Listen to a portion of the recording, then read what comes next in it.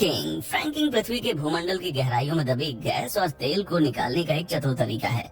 सबसे पहले जमीन में 6000 से 10,000 फीट की गहराई तक ड्रिलिंग करके एक चौड़ी पाइप डाली जाती है और फिर उस पाइप में जबरदस्त दाब के तहत पानी और केमिकल का मिक्सचर चलता रहता है।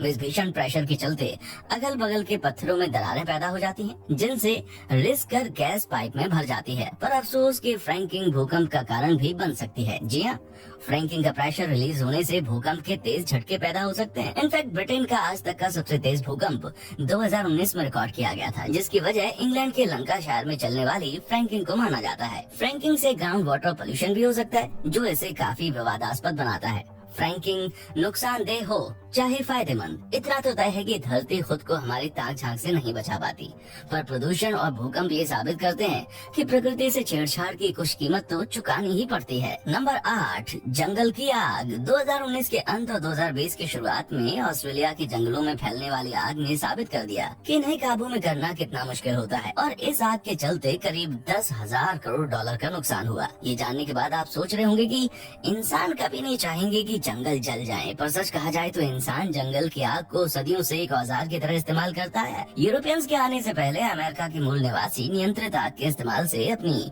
इर्द गिर्द की भूमि में बदलाव करते थे। मैदान के चरगाहों की सफाई से लेकर जंगल के तल पर उगी झाड़ियों की छटाई तक जंगल की आग से ये सब कुछ कर सकती थी, और इससे पैदा होने वाली राख जमीन को फसल के लिए उपजाऊ भी बनाती थी।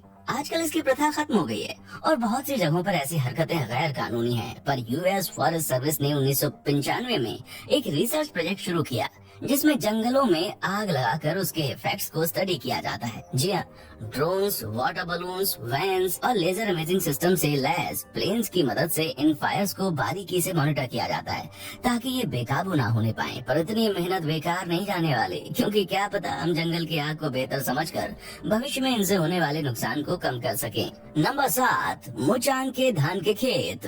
कृषि हमेशा से मानव को अपने इर्द गिर्द की दुनिया में बदलाव करने के लिए प्रेरित करती आई है। कुछ फसलें तो ऐसी होती हैं जो कि बहुत ही सटीक स्थितियों में ही पनपती हैं, जिसमें दुनिया की सबसे ज्यादा खाई जाने वाली फसल धान भी शामिल है। सफल खेती के लिए धान के पौधों का ग्रोथ के दौरान कुछ समय के लिए पानी में डूबे रहना बहुत जरूरी है। पहाड़ी इलाकों में ऐसा कर पाना मुश्किल होता है, पर किसानों के पास इसका एक जुगाड़ है। वे सदियों से पहाड़ों में समतल चबूतरे काट कर धान की खेती करते आए हैं, और इन समतल चबूतरों में भरे पानी में मेढक और दूसरे उभयचर भी पनपते हैं और प्रजनन करते हैं।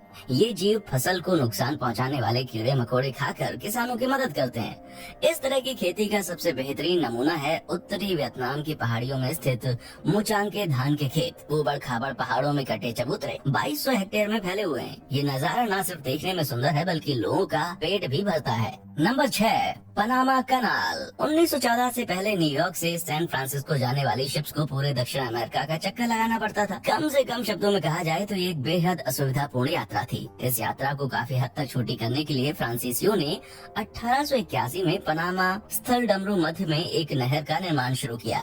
जमीन का ये हिस्सा बेहद सकरा और झीलों से भरा हुआ था, सो इसे नहर के लिए सबसे उपयुक्त माना गया।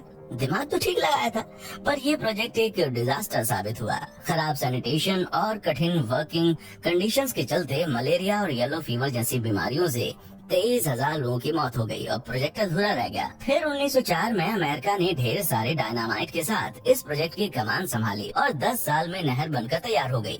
ये नहर इंसान की इंजीनियरिंग क्षमता का एक बेमिसाल नमूना है, जिसमें पहाड़ों और जंगलों को काटने से लेकर बड़े बड़े शिप लॉक्स तक और विशाल नदियों का रास्ता मोड़ने तक सब कुछ शामिल है। आज इस नहर की वजह से न्यूयॉर्क और सैन फ्रांसिस्को की समुद्री यात्रा में 1280 किलोमीटर से भी ज्यादा की कमी आई है। 33 कार्गो शिप्स पर डे के बिजी ट्रैफिक वाली ये नहर दुनिया का सबसे इम्पोर्टेंट इंफ्रास्ट्रक्चर है। नंबर 5, हुवा डैम। डैम बनाते वक्त बहुत सी गलतियां हो सकती हैं। लाखों टन पानी डाइवर्ट करते वक्त हुई एक मामूली सी गलती बाढ़ और अकाल के साथ आसपास का पूरा इलाका तबाह कर सकती है।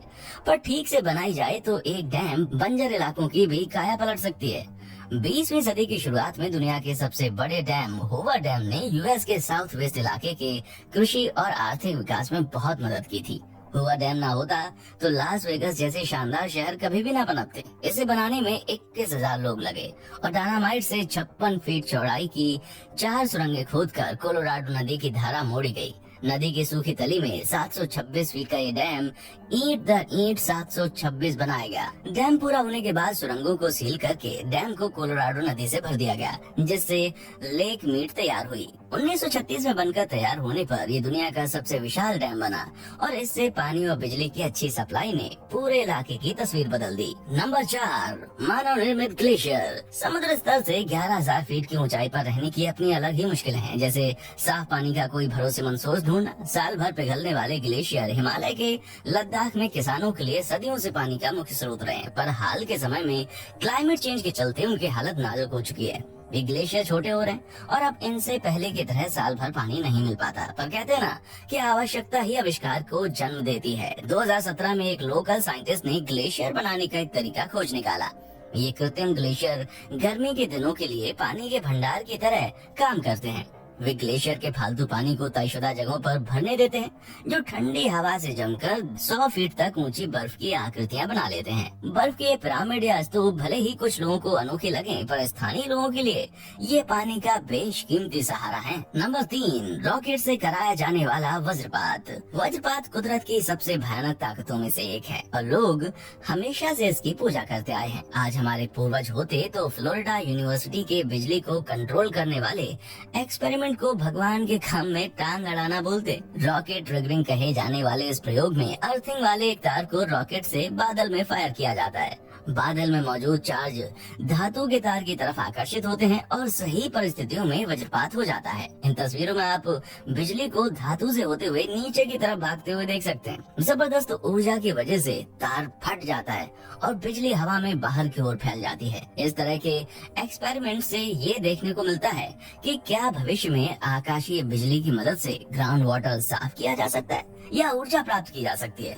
क्योंकि क्या पता भविष्य में फोन की बैटरी खत्म होने पर वज्रपात से चार्ज की जा सके। Number 2, cloud seeding. Satellite imaging से लेकर कंप्यूटर की मदद से तूफानों का संभावित रास्ता बताने तक हमने मौसम से जुड़े अनुमान लगाने में महारत हासिल कर ली है, पर बहुत ही कम लोग जानते हैं कि हम मौसम को असल में कंट्रोल भी कर सकते हैं। 20वीं सदी की शुरुआत से ही दुनिया भर में क्लाउड सीडिंग नाम की एक प्रक्रिया का इस्तेमाल होता रहा है, जिसमें सिल्वर आयोडाइड, पोटेशियम क्लोराइड और सोडियम क्लोराइड जैसे केमिकल्स के कण ऊपर बादलों में छोड़े जाते हैं। ये कण पानी की बूंदों को अपनी ओर आकर्षित करते हैं। जब पानी की बूंदें पर्याप्त मात्रा में एकत्रित हो जाती हैं, तो बारिश शुरू हो जाती है। ये टेक्नोलॉजी सूखे इलाकों के लिए एक वरदान साबित हुई है और चीन, रूस और यूएई जैसे देशों में इसका इस्तेमाल बढ़ता जा रहा है। इसका पहला सफल इस्तेमाल 1916 में किया गया था। सैन डिएगो भीषण सूखे से जूझ रहा था तब, जब चार्ल्स हैटफील्ड नाम के एक बिजनेसमैन ने बारिश कराने का ऑफर दिया तो सिटी काउंसिल ने कबूल कर लिया। $10,000 में बात तय हो गई। हैटफील्ड मोरिना कुंड के किनारे अपना एपरेट्स लगाकर कोई केमिकल जलाने लग गए, जिसका धुआं आसमान में उठने लगा और कुछ दिनों के बाद बारिश शुरू हो गई, पर रुकने का नाम नहीं ले रही थी। कुल 17 इंच बारिश होने के कारण बाढ़ आ गई और कई जगह जमीन में दरक गई। इस तबाही में कई लोगों की जानें भी गईं। जाहिर है कि इससे